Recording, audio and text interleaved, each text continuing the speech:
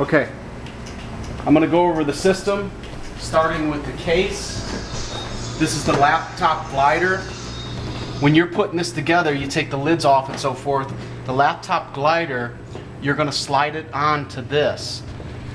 Underneath here is where the LED light is. You're going to make sure that you unplug that before you detach this. So you have your laptop sitting on the top. You have the laptop fan. You plug that into a USB. Then you have an 1/8 inch cable that plugs into the headphone jack of whatever laptop you have. If you have HDMI or VGA, that's going to go out to your video. Then you look here, you have your mixer. Mic 1, 2, 3, 4. It's color coded so you know from a distance who is who. Then as you move over here, here's the laptop cable. You also have a second cable that you'll have that you can use to hook up an iPod or something like that. Then you have, out of the monitor send, which I labeled for you, shows the sub input. And then this goes out to a cable that patches into another cable. Then you have your mains. These are your main XLRs that go directly to the speaker. So it comes out of the mixer and directly into the speaker. You have left and right. Going over the mixer itself, I'll start from the right over here. This is basically tape in and out. This is if you had an external recorder or something. This is your effects station. You could change the different rooms, delays, halls, and so forth. And then this is the just the variance and how you mess around with that. Then you have the effects send. This is just how much echo you're allowing to go through the board to get to the channels. The monitor send, this is basically the monitor right here. So this is controlling this. And right across here is your monitor knob. So wherever you run this, that's where your subwoofer is going to come into play. So you always want the monitor off on your microphones because you're never going to have a subwoofer. Well, you could try it and see how you like it. But for the most part, when you're doing music, this is where you're going to bring up the monitor. And I would tell you, really never go past 15 or even a little bit higher. Just make sure you gauge it and so forth. Then you have your amount of effects. You'll notice that there's no effects on any of them except the microphones, and it's pretty much set. You have your LEDs. Make sure you try to stay below 0. Stay in the green. Now remember, even though you're in the green on this doesn't mean your system's safe. You always have to check the LED lights on the back of the speaker and the subwoofer. This is your master level. Typically, I'll bring it up to 0. And that's where you want to keep it. I wouldn't put it any further. Then when you're using the main fader for your music, a lot of times when it's on full blast, when your speakers, the volumes are all the way at max on the sub and the mains, I would probably never go past here. Maybe up to here, but you always remember to monitor your LED lights. Every channel's the same. Once you learn one channel, you basically learn them all. So I'm going to go over here to the microphone. You'll notice on the top there's what's called a gain. What this is your speakers, wherever your amplifiers is, that's the first line of volume. Then the second line of volume is over to the right of the mixer, which is your master level that we talked about. Then this is what controls and allows the flow to come through each channel. You'll notice that I have the gain right around 6, which on a clock is about 1 o'clock. Then you'll notice over here the gains are even lower. You go between 2 and 3 for your microphones. You could adjust it depending on where you're at, how far the speakers are apart. You just want to watch not to get feedback. So below this you have your highs, mids, and lows. You'll notice over here, highs, mids, and lows, same thing, but I have the lows down further so that I can allow the sub to do the work. Especially when you're doing DJing, you could turn down the sub all the way and you could turn this up. So you're able to adjust this however you want and just get a good feel for it. Going back over here, when you control the microphones, most often you'll probably never go higher than this on the highs. The mids you'll be from basically from here to right around here. You just go ahead and adjust it. Each room's going to be different how the acoustics are. Then as we mentioned, the monitor, the amount of effects. This pan is just left and right. You'll probably never use it. That's if you were in a room and you only wanted one speaker to work and turn off the other one. You could just shift to whichever one. Now below this you have what's called mute. buttons. This is something I want you to get used to. If you have your 4 microphones, well, typically what people will do is if you have one singer come up, you just give them one microphone and you keep these muted. That way you don't have to worry about the interference and the bleeding that comes through it. You'll notice that 5 and 6 I automatically have muted the whole time, and you'll notice that all the knobs are all the way down because I'm not using those channels. That reduces the amount of residual noise that could potentially come through the board. Make sure these are down. Typically when you do your microphones, you'll get a good signal right around here. You definitely don't want to go up here because you're going to experience too much feedback. So if you ever have to push this further, then that means you need to adjust the rest of your mixer to figure it out. Okay, now we're going to go to the front here. Below this is your power surge protector. You have 2 pull-out light tubes, and the dimmer switch is all the way open. The light's not on, but if you flick this switch, you'll see the tubes. Now you can unscrew this and unscrew the bulb in there if you ever need to replace it. It's basically like a Christmas light bulb. You'll notice that it's still on, even though I put them in. As long as this is plugged into a wall, even if you have this completely off, you're going to find that this will stay on if you have this. So make sure you always turn this off. Then below it you have your 4-channel wireless microphones. They're already set. These are sync buttons. And what happens is you hold the microphone about this far from there, you open up the battery compartment, there's a little frequency thing there. And what you do is you have the handheld on, push, and it will sync up. That's pretty much what you do for the microphones. Now there's a voltage meter.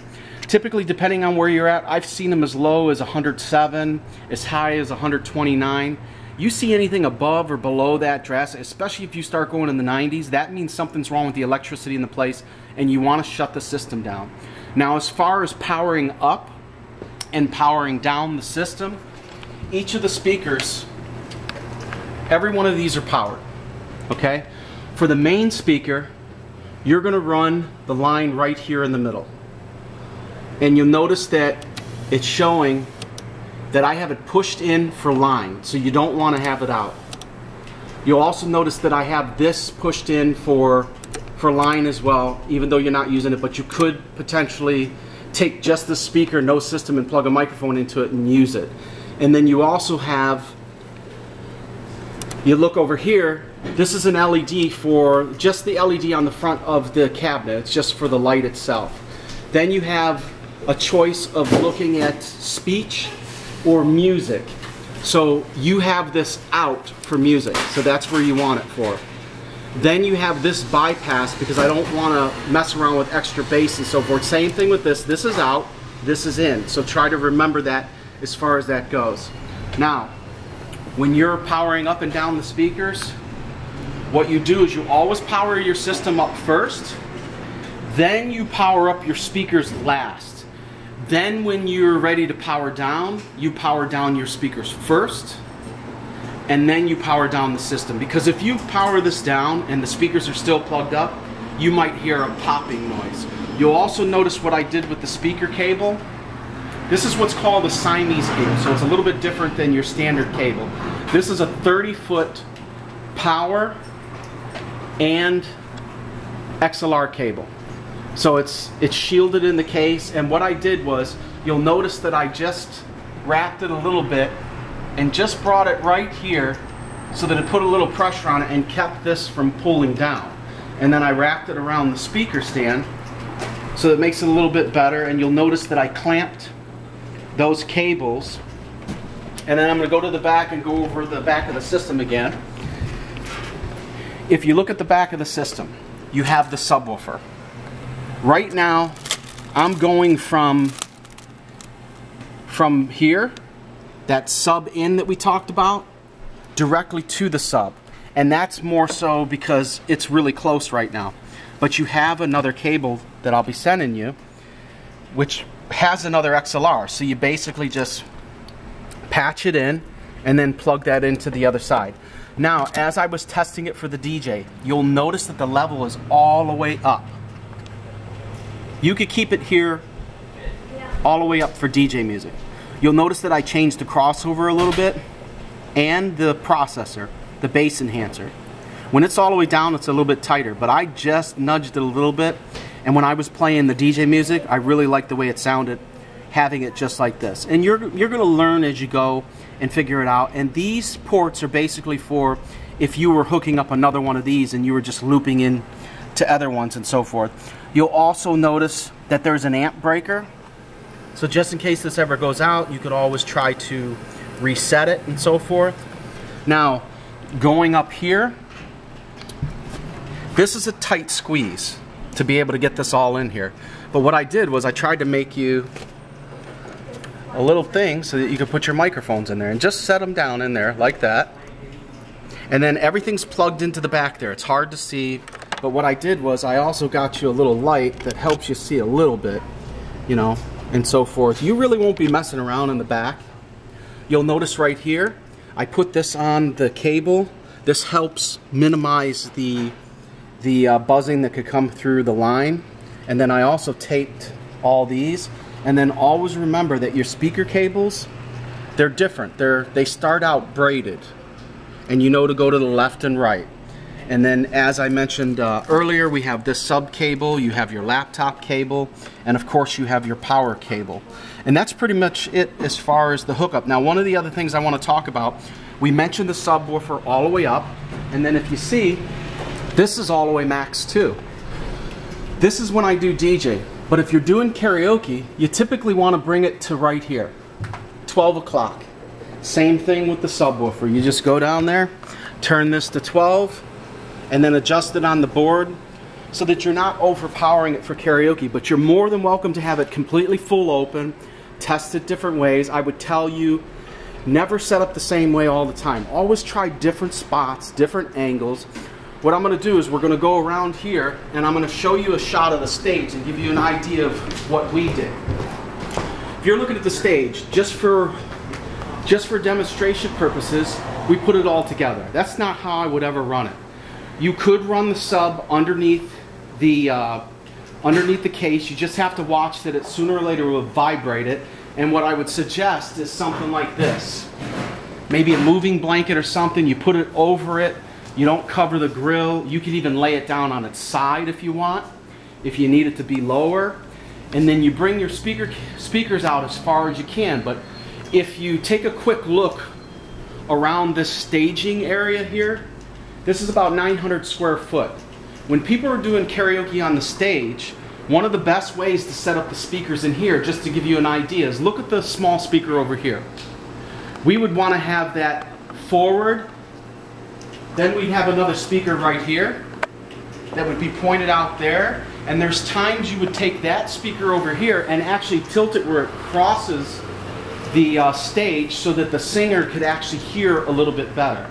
One of the things I would suggest you add maybe later is a powered stage monitor, which allows you to set it pretty much near a TV stand and let it blare up at the singers.